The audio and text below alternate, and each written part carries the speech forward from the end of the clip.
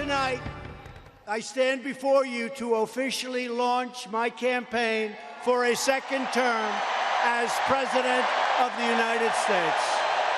Thank you. And there you have it, President Donald Trump making it official in Orlando this week. He is running for re-election. Well, hi there, everybody. I'm Al Rochelle. And I'm Yvette Brussoil. President Trump kicking off his re-election campaign by rebranding his slogan from Make America Great Again to Keep America Great. Plenty to talk about this week, of course. Let's bring in our guests. All right, here to talk about it all from the Republican side, the Vice Chairman of the Republican Party of Florida, Ziegler. And on the Democratic side, former Congressman Alan Grayson from Orlando, who served for 3 terms in Congress from 2009 through 2017. All right, gentlemen, let's cut right to the chase. Has President Donald Trump earned another 4 years in the White House? And if so, why or why not? Kristen, I'm going to start with you. Yeah, look, Donald Trump's done a fantastic job since he's been in office. It's been a great couple of years. Look forward to another 6. When you look at just the economy, a lot of voters, they'll go to vote, and really what they focus on is making sure that they have paychecks in their pocket, that they can go home, put a roof over their head, and put food on their plates. And when you look at the economy, Donald Trump has an outstanding record. Lowest unemployment ever, Hispanic unemployment lowest ever, African American unemployment lowest ever, female unemployment I think lowest in about 70 years. People without college degrees, lowest unemployment ever. Across the board, this president has delivered. It doesn't matter what group you're in, you've been touched positively. Stock market record highs. And that's really putting more money into the individual's pockets, and I think they're going to reward him on Election Day because of that. All right, Congressman Grayson, your response to that. The problem with Donald Trump's re-election campaign is Donald Trump. I did a poll recently, and it was a national poll. We asked people across the country, is Donald Trump a jerk? 58% said yes, 35% said no. Most independents, as well as Democrats, thought Donald Trump is a jerk. Donald Trump is a pathological liar. He's a braggart. He's constantly saying things that insult other people. And in general, he's acted like an ass now for 2 years plus. That's not what people want in a president of the United States. If you want to talk about the economy, let's talk about the economy. We are now running $1 trillion a year deficit. That's $3,000 for every man, woman, and child every single year under Donald Trump. Some of the biggest deficits we've ever seen in this country, and at a time when there's 4% unemployment.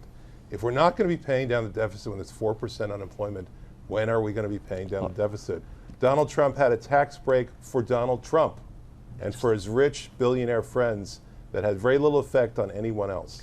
So that's the economic policies that I see. And Trump can't get over the fact that he's running a racist, biased, and completely one-sided government in favor of rich white people like him. Let me step in for just a moment. All right, so President Trump's speech on Tuesday night, was it effective? It was done in front of a packed house at the Amway Center. Behind him, a lot of local Hispanic folks. Lots of minorities were in the audience, as far as I could see, many people from the Latino community. So with that picture for the whole nation to see, let me go ahead and continue the conversation with Congressman Grayson right now. Did he sway any undecided voters? I think I know what you're going to say. There are no undecided voters. Most people decided how they're going to vote in the year 2020, sometime around the year 2016. There's nobody left who's undecided. In fact, the president hasn't reached 50% favorable ratings in his entire presidency. In every single poll that's been taken during his entire presidency now for 2+ years, he's lost to the generic Democrat. There are dozens upon dozens of them.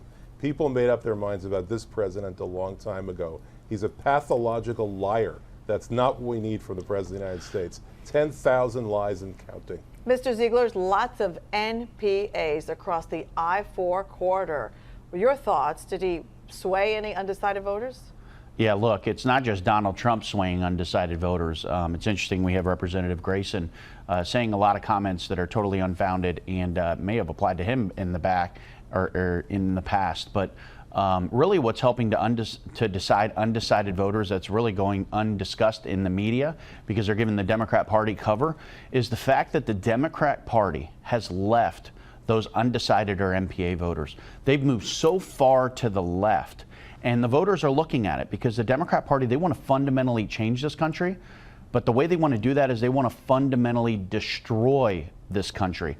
If you look at the economy, They want to move us to socialism. You look at immigration, they want to push open borders and they want to give sanctuary to criminal illegals. You look at the Constitution, they want to eliminate the Second Amendment. Foreign affairs, they want to kowtow to other countries. Our relationship with Israel, they want to eliminate. Our culture, they want to have, you know, women using the same restrooms as males in schools and on field trips, sleeping in the same hotel rooms. And then you look at education, they want to take away choice. And lastly, one of the most disgusting things is when you look at life, they don't want to just kill the unborn. They want to kill these babies after they're born, they're on record talking about. So the Democrat Party has left the moderate wing of the Democrat Party. They've left the independent voters. They've left the MPA voters because they have moved so far hard left that it's turned everyone off. And because of that, I think Donald Trump's going to pick up a big block of those voters when you add in his economic success. So let's talk about the economy now. So let's listen to what the president had to say Tuesday night about the economy. Let's roll it. Our country is now thriving, prospering, and booming. And frankly, it's soaring to incredible new heights. Our economy is the envy of the world, perhaps the greatest economy we've had in the history of our country. Well, so there was one particular candidate who said it's the economy, stupid. Don't exactly know which candidate it was. I thought it was a Democrat. But anyway, the economy is doing great. Unemployment is down. I mean, the numbers, it's hard to argue with the numbers. It's hard to argue with the pocketbook. And I'm going to start out with you, Congressman. Well, that's not the way the Republicans are running their campaign. They're making their campaign in the same manner that the president has made his presidency, which is one lie after another after another. Just this enormous cascade of lies by my friend here, one after another. I just want to point out that it is not true that Democrats want to kill babies and all that other stupid nonsense that we heard from him. But with regard to the economy, it's exactly what I said. The economy is being deliberately overheated to paint the numbers, to make them look good. And it's going to end in tears. It can't end any other way. You know, we had 4% unemployment in the year 2000, and that year President Clinton ran a $300 billion surplus, and we were 8 years away from paying off the entire national debt. And then in 2007, we had a 4% unemployment rate, and in that year we ran a $200 billion deficit. Now with a 4% unemployment rate, it's $1 trillion deficit. Of course you can have low unemployment if everybody is borrowing and spending money that they don't have. That's not secret.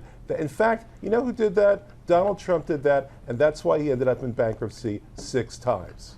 All right, Kristen, I'm going to touch off there. Kristen, your response to that, please. Yeah, incredibly rich to watch liberal leftist Representative Alan Grayson come out and start talking about the national debt, and all of a sudden he's concerned about it. Why do you say that? The way this election's going to work, or the Democrats are going to focus, and they're going to be focused on personality and getting personal, just as you heard him in some of his attacks right there. Whereas what Donald Trump has done is he's focused on every segment of this society, not the West Coast, not the left, the right coast, not the elites. He's focused on those quote-unquote flyover states, as the Democrat Party has treated them, and he's focused on delivering for them every single day. And all you have to do is look at the numbers.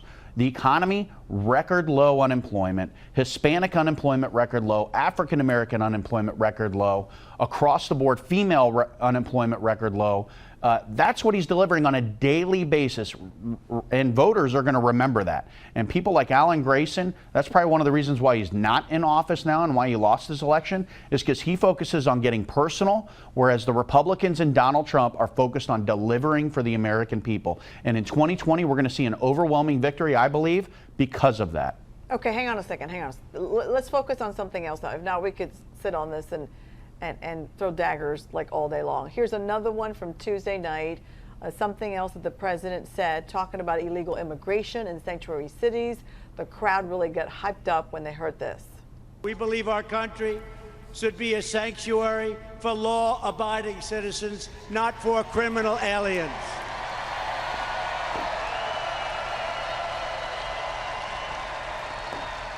And we will always support and protect the heroes of ICE, Border Patrol, and law enforcement generally throughout our country. Thank you.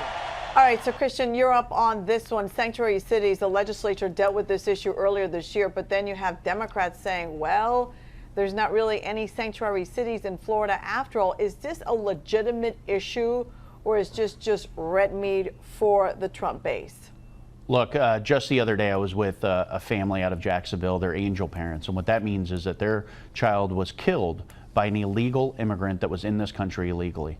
And when you talk about the Sanctuary Cities bill that was passed here in Florida, much needed legislation, this is something where they went and defined sanctuary cities. And when people say there weren't sanctuary cities, that's not accurate. They weren't defined in statute. So all the legislature did is they defined them, and then they forced local governments to comply with our federal immigration authorities. And this is a big difference between the Republicans and Donald Trump and the Democrats and people like Alan Grayson. I think Alan Grayson, when he was in Congress, supported the elimination of ICE, okay? These are individuals that are protecting our borders. So the Democrats, they want open borders. They want to eliminate the law enforcement agency that's responsible for protecting our country, protecting our nation's borders, like Alan Grayson. And lastly, what they want to do, which is even more extreme, is they want to provide safe harbor for criminal illegal aliens within our local communities. That's dangerous. It's wrong. I don't believe Americans agree with it. And Donald Trump's taking a stand. The Republicans in Florida, with our great governor, Ron DeSantis, are taking a stand. And I think it's going to pay off in 2020. Mr. Grayson? I want to encourage my friend to stop making up stupid nonsense. I did not support shutting down ICE when I was in Congress, and it seems like you've fallen into the Trump trap, which is just say whatever you think sounds good and hope that it's true. That's not the way government should work. 15 lies every single day he's been in office, 10,000 lies and counting, and you're adding to that total right now today. This is why people can't stand the thought of Donald Trump as president. But to get back to the question, we have a president now who is putting children, innocent children who've committed no crime, putting them in cages. 6 of them now, 6 innocent children have died in the custody of the U.S. government after they were separated from their parents. This is Donald Trump's immigration policy, and it is cruel and it is exploitative to go ahead and to take these children away from their parents so that he could be tough to his base. What a cruel and stupid thing to do. All right, We're gentlemen. here because your party refuses to shut down the border, and you've allowed this problem to occur because people are flooding over this country. Gentlemen, listen, let me just 7 million of the 11 million illegal aliens in this country are in this country because George W. Bush let them in. Criticize the president on this when your party has not delivered, and you're blocking our ability to shut down that border. Let me repeat myself. 7 of the 11 million illegal aliens in this country came here under George W. Bush. When Barack Obama left office, the illegal immigration from Mexico was at the lowest rate in 40 years. So you ready to build that wall? We should do it right now because that'll prevent a lot of these people from coming over the border and ending up in that situation. You build a wall now, you're keeping the Mexicans in. Congressman, we're going to go ahead and take a break right now. Good conversations. And again, you can see the country very divided on this, but we want to continue on with our analysis, Ebeth, and we'll be back in just a little bit more. We talk about other things that have been going on during the last 4 years and what they're looking at going forward. Thank you so much, gentlemen. Yeah, with the special edition of Political Connections this Sunday right here on Spectrum Networks.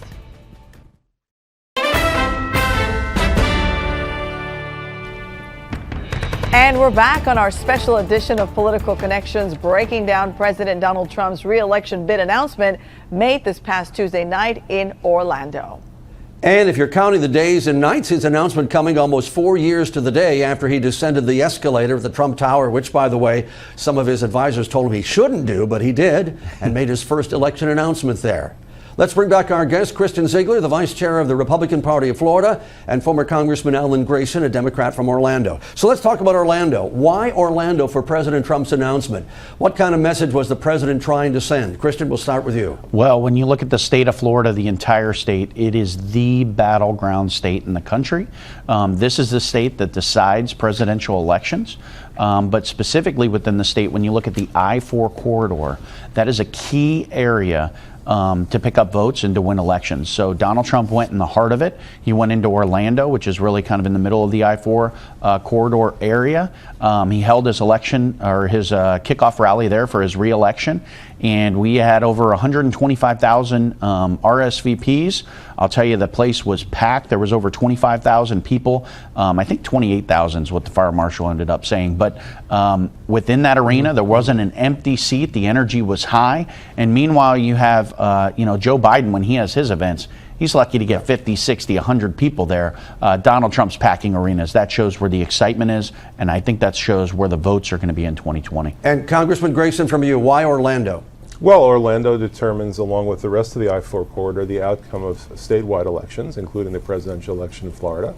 And Florida determines the national elections. It's been that way now for more than 20 years. You know, it's been almost 40 years since we had any candidate for president in the United States get more than 53% of the vote in Florida. Barack Obama did that once. No one else has exceeded 53% of the vote, going all the way back to Ronald Reagan's time. Florida has always been extremely competitive, and the I-4 corridor is the key. I'll tell you, I got a lot of attention when I was first elected to Congress in 2008, simply because I was the first Democrat to represent downtown Orlando for 34 years. The Democratic Party has well understood this importance. Yeah, lots of undecided voters, too, in that fertile ground between Orlando and Tampa. You know, Florida's seeing a lot of people coming from Puerto Rico after the 2017 Hurricane Maria, a mammoth hurricane. We didn't hear the president mention Puerto Rico per se, or the people who've relocated here in Orlando in his Tuesday night speech. Why do you think that was, Congressman Grayson? Well, because the president is an insensitive boob, and he demonstrated that when he went to Puerto Rico in the midst of the worst tragedy that Puerto Rico has ever experienced, and threw paper towels at Puerto Ricans and told them to have a good time. That's all you need to know about the president of the United States. There is Donald Trump in a nutshell. Christian, your response? Yeah, look, Donald Trump's delivering for everyone in this country. You look at the economy, there's a lot of Puerto Ricans that are benefiting from the successful economy that we are achieving here in the United States, which includes Puerto Rico. When you look at the Republican side, I will tell you, Rick Scott, I think he won his election because of as much attention as he gave Puerto Rico and as much assistance. The president's right alongside with Rick Scott in that. And within the Republican Party of Florida, we're doing aggressive outreach to that community as well. So it's going to pay off in 2020. I'm looking forward to it, but I think the president has delivered for Puerto Rico and will continue to do so. Yeah, thank you, gentlemen. We could talk for hours on both of these subjects. Christian Ziegler, the Vice Chair of the Republican Party of Florida, and former Congressman Alan Grayson. Gentlemen, thank you for your time. I wish we had time to talk more. All right, coming up after a quick break, President Trump has claimed that his administration is the most transparent ever, but is it true? Aaron Schrockman from PolitiFacts will be joining us. How did that rate on his scale? We're going to find out more as this special edition of Political Connections continues right after the break here on Spectrum Networks.